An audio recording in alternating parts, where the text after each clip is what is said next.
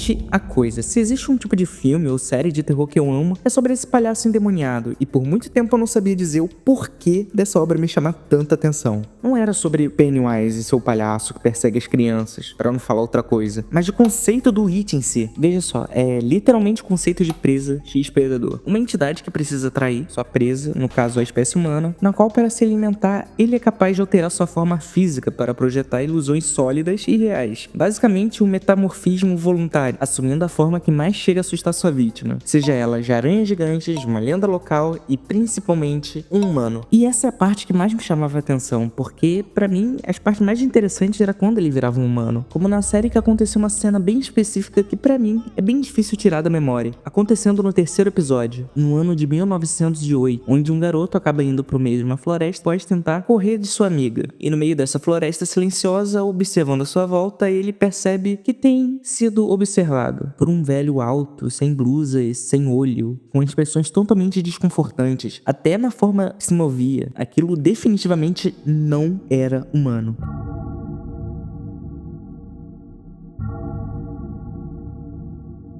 Essa sensação de desconforto, repulsa ou estranheza possui um nome, Uncanny Valley, conhecido como Vale da Estranheza, que é basicamente uma hipótese de Masahiro que diz, à medida que a aparência de um robô vai se tornando mais e mais humana, chega um certo ponto onde a resposta rapidamente se torna uma forte repulsa. Uma hipótese mais voltada para aqueles robôs que encontramos por aí na internet. Mas, nesse caso, essa hipótese se aplica tanto para esses robôs quanto para as animações ou CGIs, de qualidade totalmente duvidosas, seja elas intencionais ou não, e por que essas reações normalmente acontecem com algumas pessoas. Qual o motivo, de fato? Olha, eu gostaria muito de ter uma resposta exata, entretanto o assunto é muito mais complexo para ter uma resposta tão exata assim. Tanto é que existem várias teorias propostas para tentar decifrar esse mecanismo cognitivo, e essas são as mais interessantes que eu acabei encontrando. O primeiro seria a versão a patógenos, que é um conjunto de respostas psicológicas e comportamentais, como o nojo, que evoluiu para proteger os organismos contra infecções. Essa defesa atua como um sistema imunológico comportamental, identificando e evitando ameaças no ambiente. A segunda teoria seria a incerteza categórica, quando você não consegue classificar algo em uma categoria clara ou segura, gerando dúvidas se o objeto é perigoso ou inofensivo, dando basicamente uma ambiguidade visual, sendo sinais ou expressões confusas para rápida conclusão. E a última e a mais interessante para mim seria a teoria da saliência da morte, onde seria um estado psicológico em que o indivíduo é lembrado da inevitabilidade da sua própria morte, tornando esse pensamento consciente na mente. E em No I'm Not Human é um jogo que sabe exatamente como trabalhar com essas teorias. Ela cria um ambiente perfeito para isso, desde suas histórias sobre criaturas tentando emular o ser humano, mas ao mesmo tempo te dando um ar de dúvida sobre o que são esses seres. Os visitantes são uma espécie distinta, eles são pessoas, eles eram pessoas, são humanos infectados, você não consegue classificar eles. Ainda mais se você considerar que existe um aspecto de aleatoriedade em alguns personagens do jogo, como em algumas rodadas eles sendo humano e em outras sendo os visitantes, que no caso é um não humano, gerando um aspecto de incerteza categórica ainda maior. E nem seu próprio personagem que você controla está sozinho nessa. Sobre os sinais, eles são bastante ambíguos, como o olho vermelho,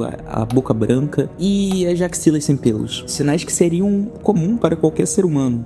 Claro que também temos que contar com a parte da ambientação do jogo, que colabora muito, mas muito mesmo com a proposta do jogo. Logo no início da gameplay, vemos que o nosso protagonista não é uma pessoa muito sociável. Ele vive isolado e não aparenta ter uma boa relação com seus amigos. E aparenta ser um típico jovem adulto, ou só adulto mesmo, melancólico. Não necessariamente depressivo, mas somente apático, percebendo isso nas conversas que a gente tem com ele, com o vizinho, e os diálogos que ele tem com os seus hóspedes. E principalmente, os seus próprios pensamentos. Sem falar que o estilo de direção de arte desse jogo é perfeito, seja os cenários que vemos pela janela mudando o avanço do jogo, os cômodos da casa e o corredor com tons esverdeados à noite, a trilha sonora maravilhosa. Tudo isso fortalece ainda mais para essa atmosfera não segura, mas o mais interessante são os personagens que você encontra no jogo. Você se interessa pelas histórias deles, como alguns sendo mais importantes que outros, como a garota do vizinho, a garota que carrega seu próprio namorado falecido em suas costas, e o casal, onde fica bem implícito que a mulher se encontra em um relacionamento abusivo. Mas além dessas histórias, o character design de cada personagem fortalece ainda mais o Vale da Estranheza, como a altura não humana, formas distorcidas e rostos um pouquinho fora da beleza. Porém, tem um personagem que chama mais de atenção que os demais, o Homem Pálido. O visual e a proposta do Pale Man, ou o Homem Pálido, em No One Not Human, são projetados cirurgicamente para adicionar o nosso medo do Vale da Estranheza. Ele possui braços extremamente longos e finos, quase o dobro do seu tamanho de uma pessoa normal, sustentado por um peitoral sobrenaturalmente largo, e essa silhueta esguia e desengonçada, que quebra completamente a proporção de corpo humano. O detalhe mais perturbador da sua fisionomia é sua pele, extremamente pálida, flácida e cheia de dobras. O jogo descreve textualmente que parece que ele está vestindo a pele de outra pessoa. Ele se contorce, se estica de formas impossíveis, dando a impressão que há algo monstruoso escondido por debaixo daquela carcaça. Além de sorriso perfeitamente branco, o sorriso não só transmite felicidade ou deboche. Na realidade, ele é estático como uma máscara. Vê seu rosto congelado em uma expressão de simpatia, enquanto ele ameaça sua vida e destrói qualquer capacidade do jogador de prever suas ações.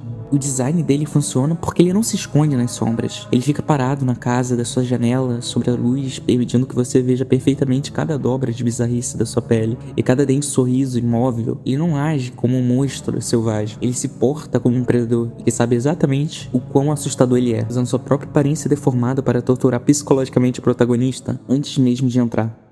Como esses seres, criaturas, são chamados em outras culturas? Olha, curiosamente existem várias lendas e contos em diferentes pontos do mundo relacionadas sobre esse mesmo assunto. Claro, com suas próprias variações e nomenclaturas, mas todos eles, de um certo modo ou de outro, se encaixam perfeitamente na hipótese do Vale da Estranheza. Tendo, por exemplo, um dos mais famosos, que possivelmente você já ouviu falar, e possivelmente foi alvo de inspiração do No One Not Human, os Skinwalkers, que são os mais conhecidos sobre esse tópico, e a sua popularidade se dá pela internet mesmo, como trends do TikTok, começaram a surgir em meados de 2020 e 2021, mostrando seres vivos de forma não tão convencionais assim, simulando principalmente animais de estimação, te encarando ou tentando fazer alguma coisa que um animal normalmente faz pra tentar te enganar e falhando miseravelmente. Entretanto, nem todos os vídeos eram relacionados a animais. Alguns vídeos eram de humanos, normalmente com um rosto incomum, como se algo gerasse uma estranheza e um gesto não tão convencional assim. E essa lenda se originou no norte da América, especificamente por uma tribo chamada Navajo, onde originalmente na cultura deles um Skinwalker era um tipo de bruxa maléfica que tem a capacidade de se transformar, possuir ou disfarçar-se como um animal. Então, basicamente, na cultura desses povos, um Skinwalker seriam pessoas corrompidas que usam a magia através de cerimônias malévolas, sendo o dilema completamente oposto da cultura Navajo, que tende a valorizar a harmonia e o equilíbrio. Nos dias atuais de internet, o TikTok /Reddit popularizou a ideia de Skinwalker como criaturas ou seres que imitam tanto animais como seres humanos, tentando atrair a sua presa. Mas essa adaptação da internet foi trazida de forma errada, já que por si só os Skinwalkers não são criaturas ou espíritos imitando os humanos. Ele é uma pessoa, especificamente um bruxo malvado, como a própria descrição diz. Inclusive, na sua mitologia original, a transformação é voltada para animais, tendo nenhuma citação sobre a transformação ou emulação de humanos, pelo menos pelo que acabei encontrando. Bem, ainda falando sobre os não-humanos, a outra lenda que aproveita do mesmo tema é o Challenge, que diferente dos Skinwalkers, eles são conhecidos por trocar de forma exclusivamente humana, principalmente crianças, o que é um pouco perturbador quando você descobre o porquê. Bem conhecido como troca-fetos, que é um nome bastante intuitivo, esse folclore se origina na Europa, especificamente sendo um folclore irlandês, onde a lenda se baseia em seres mágicos como troll ou fadas, substituindo os bebês humanos por um deles em seu lugar. Pela razão disso acontecer é por eles precisarem de sangue humano para fortalecer a sua linhagem, e essa troca era feita porque cobiçavam o amor da sua mãe humana ou para pagar as dívidas do diabo, dependendo do tipo de conto que estava sendo contado. Os troca-fetos são associados como crianças doentes, fracas ou de um comportamento estranho, o que levava as pessoas a acreditarem que eles tinham sido trocados por uma criatura sobrenatural, e a crença do Challenge era uma maneira de explicar as doenças ou problemas de desenvolvimento que não eram bem compreendidos naquela época. E não se limitava em somente crianças, mulheres, jovens e até mesmo homens chegavam a ser vítimas dessas criaturas, porém numa quantidade bem menor. A questão é que na vida real não se sabe ao certo quanto isso de fato afetou ou afetava as famílias daquela época, tendo em vista que era a Idade Média, então possivelmente houveram histórias ou algum relato sobre especulações de pessoas de serem vítimas ou serem acusadas de ser um substituto, um troca-feto, tendo em vista que antigamente uma mulher era chamada de bruxa e ia pra fogueira por falar demais. Então é muito impossível você pensar sobre esse caso. E o último e mais interessante dessa lista seria os Doppelgangers, e por uma razão tanto quanto curiosa, que além de ser uma lenda, ele existe uma versão científica do seu próprio termo, e também uma justificativa do seu fenômeno. Olha, um Doppelganger no sentido literal significa um duplo ambulante, e possui sua origem na Alemanha, criado pelo criador Jean Paul, em um romance de 1796, que vocês estão vendo nessa tela e eu me recuso a pronunciar. Essa lenda carrega o medo de existir um gêmeo seu, trazendo um presságio de azar ou coisa do gênero, sendo basicamente um monstro ou um ser fantástico com o dom de se tornar idêntico a alguém. Normalmente a lenda descreve que quem tenta falar com seu próprio doppelganger são pessoas extremamente prudentes e azaradas. No sentido científico, existem dois tipos de doppelganger. Um é mais voltado na representação de pessoas gêmeas, com nenhuma relação sanguínea entre si, que é basicamente como a gente chama as pessoas sósias. Tinha um outro termo de dizer sósia. E o outro sentido científico seria mais voltado na explicação do próprio fenômeno da lenda original, onde a justificativa de você ver um doppelganger seu seria um quesito de alucinação, especificamente causado pela eaustocopia, onde é uma alucinação em que a pessoa sofre acreditando ver seu próprio corpo à distância. Basicamente uma desassociação corporal onde você vê o seu duplo, embora essa condição seja basicamente rara. E é basicamente isso. Espero que você tenha gostado dessas curiosidades e das explicações sobre os fenômenos tão integrantes, porque recentemente eu tenho ficado um pouco integrado com o jogo de No I'm Not Human, junto com um curta brasileiro chamado Doppelganger, chamado O Duplo, de 2012, onde descreve muito bem sobre essa lenda alemã. Inclusive tem até uma introdução bem feita sobre esse tema, que eu acho que valeria a pena você dar uma olhada. Mas no geral, eu trouxe todas essas estéticas aqui de não humanos porque eu achei que valeria a pena comentar sobre essa estética. Eu tenho pensado isso sobre um tempinho, mas no geral é isso. Bem, se você curtiu o conteúdo, não esqueça de deixar o like pra apoiar o canal e ajudar a eu trazer novos vídeos como esse. Inclusive, se você tiver alguma recomendação de conteúdo, deixa um comentário aí. Eu tô precisando de recomendações. Enfim, obrigado e até a próxima.